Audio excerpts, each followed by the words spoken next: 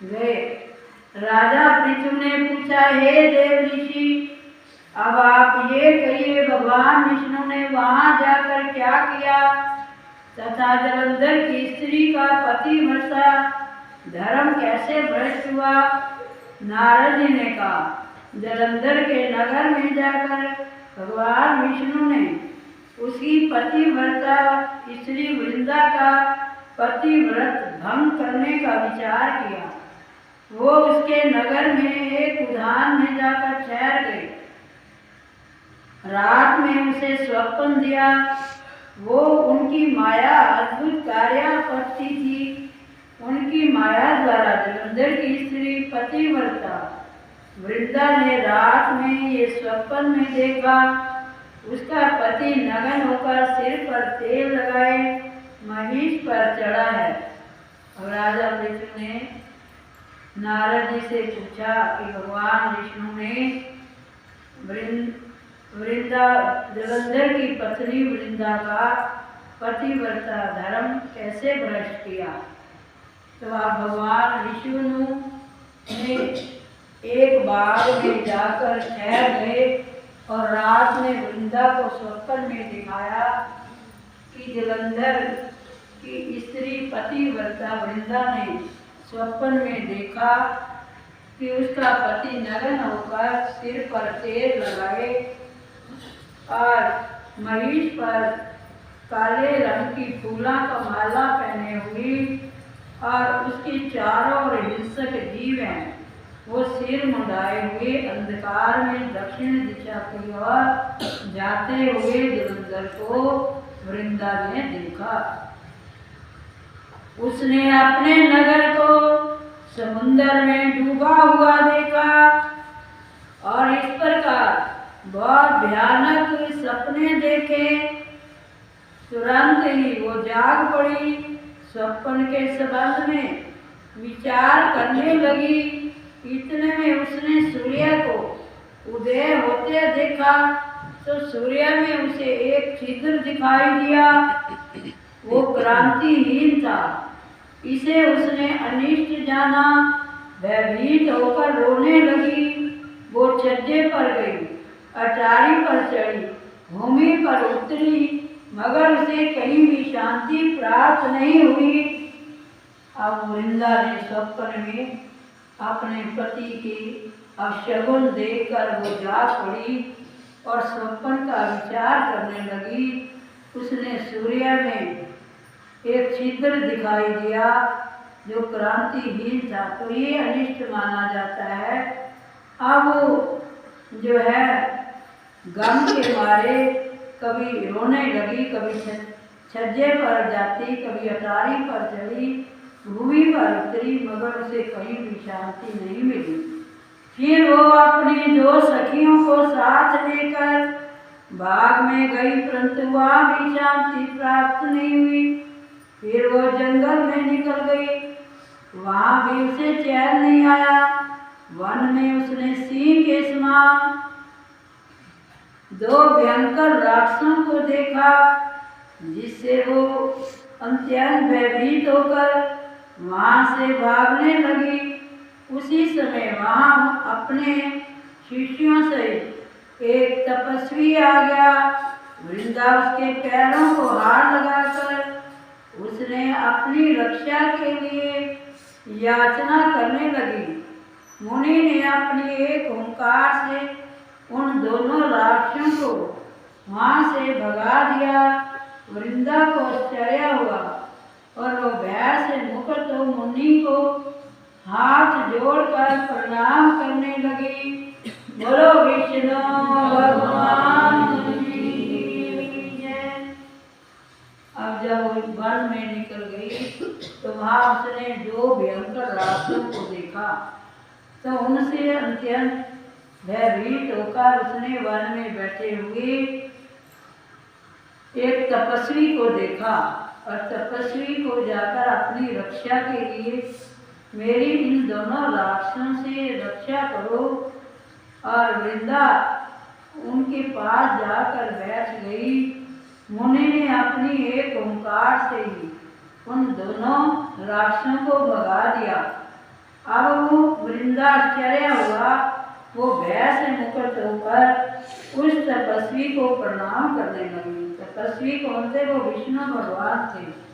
और यही दोनों राक्षस रावण और कुंभकर्ण बने थे त्रेता युग में। फिर उसने मुनि से अपने युद्धरत पति के संबंध में उसकी कुशल क्षेम का प्रश्न किया। मुनि ने मौन हो आगे पीछे देखकर कुछ कहना चाहा। उसी समय दो बानर उनके पास आकर हाथ जोड़कर खड़े हो गए। ज्यों ही मुनि ने भ्रुकुटी का संकेत किया, वो उड़कर आकाश में चले गए। बोलो विष्णु भगवान की जय। अब तो हाथ जोड़कर उसने अपने पति के बारे में पूछा।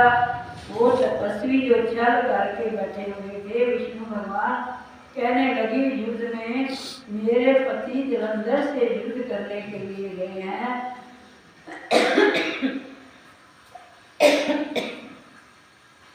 वो युद्ध में कुशल से है कि नहीं? अब विष्णु भगवान ने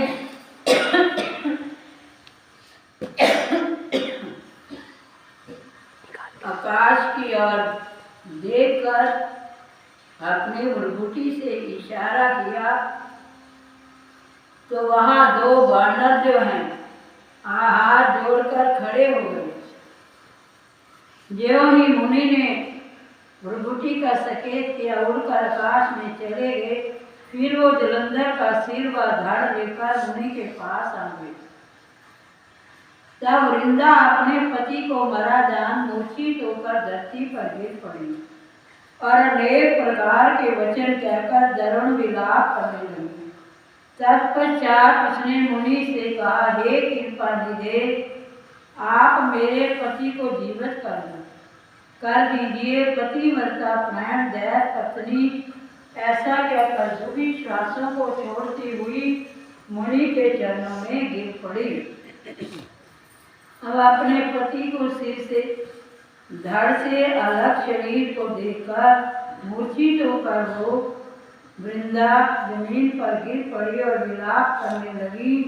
तत्पश्चात उसने छल रूपी विष्णु भगवान से कहा, हे कृपा निधे, आप मेरे पति को जीवित कर दीजिए। पतिव्रता प्राण दैव पत्नी ऐसा कहकर दुखी श्वासों को छोड़ती हुई मुनि के चरणों में गिर पड़ी। तब मुनि ने कहा, ये शिव जी द्वारा युद्ध में मारा गया है, अतः ये अब जीवित नहीं हो सकता, क्योंकि जिसे भगवान शंकर मार देते हैं वो दोबारा जीवित नहीं हो सकता। परंतु शरणगत की रक्षा सनातन धर्म है।